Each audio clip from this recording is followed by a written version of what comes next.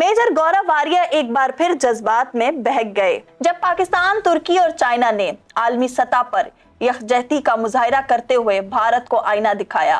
गौरव आर्या का कहना था कि पाकिस्तान अब अकेला नहीं, तुर्की और चाइना जैसे ताकतवर मुल्क अब पाकिस्तान के साथ हैं। गौरव आर्या का गुस्सा इस बात का सबूत है कि इस इत्तेहाद ने भारत को शदीद परेशानी में डाल दिया है। Capability development and sustenance, lieutenant general Rahul Singh ने कुछ कमेंट्स दिए और वो जो कमेंट्स थे उसने पूरे मीडिया को हिला दिया। सच्ची बात थी, बिल्कुल पॉइंट टू पॉइंट उन्होंने बात करी, फैक्चुअल बात करी, लेकिन इतना खुल के सुनने की शायद हम लोगों की आदत रही नहीं है। हम लोग गोल मटोल बातों में ज्यादा घूम जाते हैं। जब कोई फौजी आता है और डायरेक्ट टू द पॉइंट बात करता है, हम कहते हैं यार ये क्या बोल दिया, what is this, breaking news. Breaking news नहीं है भाई, इट इज द ट्रूथ। ये सबको पता था, लेकिन बोलने से लोग थोड़ा सा कतरा रहे थे। जनरल राहुल सिंह आए, उन्होंने सबके सामने बोल दिया, 2 टूक 1 बॉर्डर 3 एडवर्सरीज। ऑपरेशन सिंदूर के दौरान भारत सिर्फ पाकिस्तान से नहीं लड़ रहा था, भारत 3 दुश्मनों के साथ लड़ रहा था। और दोस्तों ये आज मैं समझाऊंगा किस तरीके उन्होंने क्या बोला, इसका मतलब क्या है, और ऑपरेशन सिंदूर में भारत ने कौन सी कठिनाइयां फेस करी, ये सब आपको जानना जरूरी है। पाकिस्तान के इस एयरबेस को ठोका, वो करा, ये सारी बातें एक तरफ, लेकिन what is the nature of our enemy. ये जो 10 सर वाला रावण है, इसकी नाभि कहां है, इसको ठोकना कैसे है।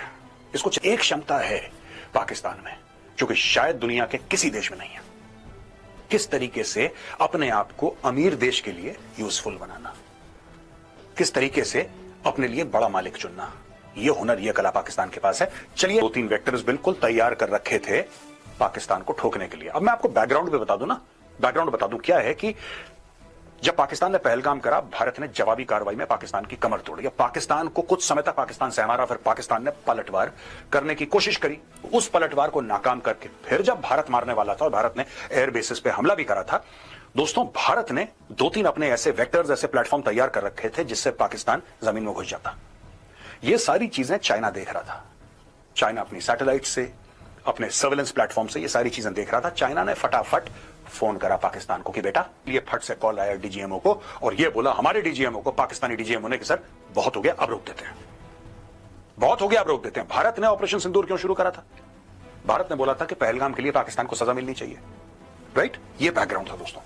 अब देखिए, medical officer says Turkey supported Pakistan with drones and personnel leases. अब ये देखिए ना साहब कि पाकिस्तान अगर अकेले लड़ रहा होता ऑपरेशन सिंदूर में तो 3-4 दिन बहुत थे पाकिस्तान की कमर तोड़ के व्हीलचेयर में बैठाने के लिए, राइट? और अभी भी थोड़ा व्हीलचेयर में बैठाया पाकिस्तान को। पाकिस्तानी झूठ बोलने, अपने मन की मनगढ़ंत बातें कर लें, वो उनकी मर्जी, वो उनकी कौमी आदत है। चाइना ने उसकी मदद करी, कैसे? सैटेलाइट्स, ये वो दुनिया भर का अपना तंत्र चालू कर दिया और बोला पाकिस्तान की मदद करो।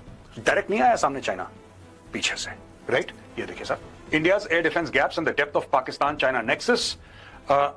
Singh praised India's strike services strike but warned that the next time cities could be targeted.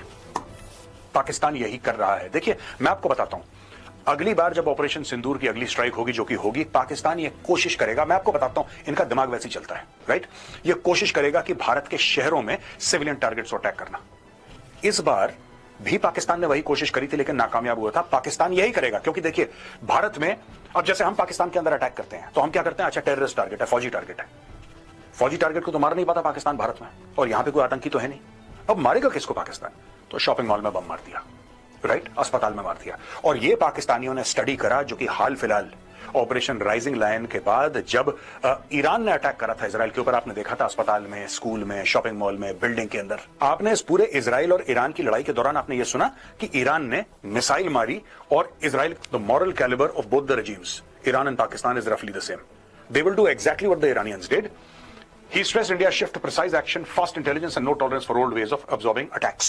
ये इन्होंने बात करी है। तो दोस्तों ये आप अगर ओवरऑल सिनेरियो देखें, deputy chief of army staff ये कह रहे हैं कि एक से नहीं लड़ा था भारत, 3 एडवर्सरी से। वहां पे तुर्की ड्रोन्स दे रहा था पाकिस्तान को, ठीक है? लाइव सप्लाई चल रहा था। एक तो होता है कि ना, आप कहीं ना कहीं से तो खरीदेंगे, हम भी तो रशिया से इक्विपमेंट खरीदते हैं, हम भी तो फ्रांस से खरीदते हैं, अमेरिका से खरीदते हैं। तो अगर पाकिस्तान खरीदता है तो गलत नहीं है, खरीद सकता है, लेकिन नहीं, जब आपकी लड़ाई शुरू होती है तो बीच में आप बात करते हैं और तुर्की आपको सप्लाई करता है।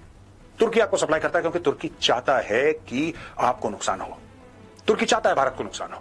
जब मैं बात कहता हूं तो वो लोग कहते हैं नहीं साहब ये तो बड़ा खूबसूरत देश है, हम गए थे हाया सोफिया घूमने के लिए। सर आप बिल्कुल जाओ, अगर आप जाते हो जाओ, मैं आपको मना नहीं कर रहा, मैं पाकिस्तान के लिए मना करता हूं। मैंने कभी किसी को ये नहीं बोला तुम तुर्की मत जाओ, ठीक है? आपके ऊपर है, मैं आपके ऊपर छोड़ता हूं। I am not passing a comment here whether you should go or not. What I am trying to tell you is that Turkey is trying to harm India. ये बात मैं बहुत हथियार सप्लाई करे वो एक चीज है, हर एक मुल्क हर एक देश अपने हथियार बेचता है, ठीक है। क्या भारत ने आर्मीनिया को हथियार नहीं बेचे? बिल्कुल बेचे। अफ्रीकन कंट्रीज में क्या भारत अपने वेपन सेल नहीं करता? बिल्कुल सेल करता है। एशियन कंट्रीज को भी सेल करता है। फिलीपींस को ब्रह्मोस नहीं दिए। तुर्की ने अपने सिपाही अपने जवान पाकिस्तान में बैठाए कि ये ड्रोन चलाओ और भारत को मारो।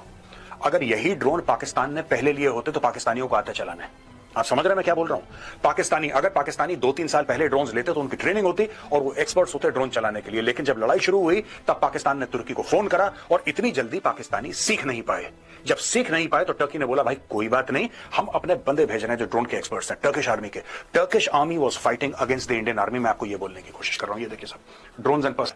तो आप ये समझ लीजिए कि सिर्फ हथियार नहीं बेचा, टर्की ने अपनी फौज उतारी वहां पे कुछ लोग और बोला कि आप कितने 100 लोग उतारे मुझे नहीं पता, क्योंकि अलग अलग जगह से ड्रोन फ्लाई कर रहे थे। ये तो मारे 2-3 गए इसलिए हमें पता लग गया कि वहां पे टर्किश आर्मी वाले थे। और कितनी जगह थे, कितने 100 लोग आए थे लड़ने के लिए भारत के खिलाफ तुर्की से। आप यही तुर्की था जिसको हमने सामान भेजा था, राहत सामग्री। मैं सरकार से रिक्वेस्ट करूंगा अगली बार दुनिया में कहीं पर भी कोई भूकंप आता है, बाढ़ आती है, तो हम लोग क्या इंडियंस ना फास्टेस्ट फिंगर्स फर्स्ट खेलना, ठक से बटन दबाया, हवाई जहाज उड़ा, वहां पे पहुंच गया, देखो इंडिया हम तुम्हारी मदद करेंगे। क्यों? कोई इंप्रेस नहीं है आपसे, कोई आपसे खुश नहीं होगा। आप कुछ कर लो इनके लिए, आप इनके लिए कुछ कर लो, आप अपना सर काट के इनको दे दो, तब खुश नहीं है ये, तब आपके खिलाफ प्लॉटिंग और प्लानिंग करेंगे। ये देखिए ड्रोन बेचता पाकिस्तान को, मुझे कोई दिक्कत नहीं थी। अगर ये ड्रोन बेचता पाकिस्तान को मुझे कोई दिक्कत नहीं थी। इसने अपने बंदे वहां पे डाले हैं, अपने सिपाही वहां पे डाले और अपने सिपाहियों को बोला है कि जाओ तुम हिंदुस्तानियों को मारो। अब वक्त आ गया है कि भारत जमीनी हकीकत को तस्लीम करे, क्योंकि पाकिस्तान अब अकेला नहीं, चाइना और तुर्की जैसे ताकतवर मुल्क अब उसके साथ खड़े हैं। क्योंकि अब सिर्फ बातें नहीं बल्कि हकीकत अपना असर दिखा रही है। तो जी नाजरीन, ये थी अब तक की अपडेट्स। तमाम अपडेट्स के लिए हमारे साथ जुड़े रहिए। मिलती हूँ मैं आपसे अपनी अगली वीडियो में, तब तक के लिए अल्लाह हाफिज। वॉन कराची की वीडियोस देखने के लिए हमारा चैनल सब्सक्राइब कीजिए और बेल के आइकन को क्लिक कीजिए ताकि आप हमारी तमाम आने वाली वीडियो से बाखबर रह सकें।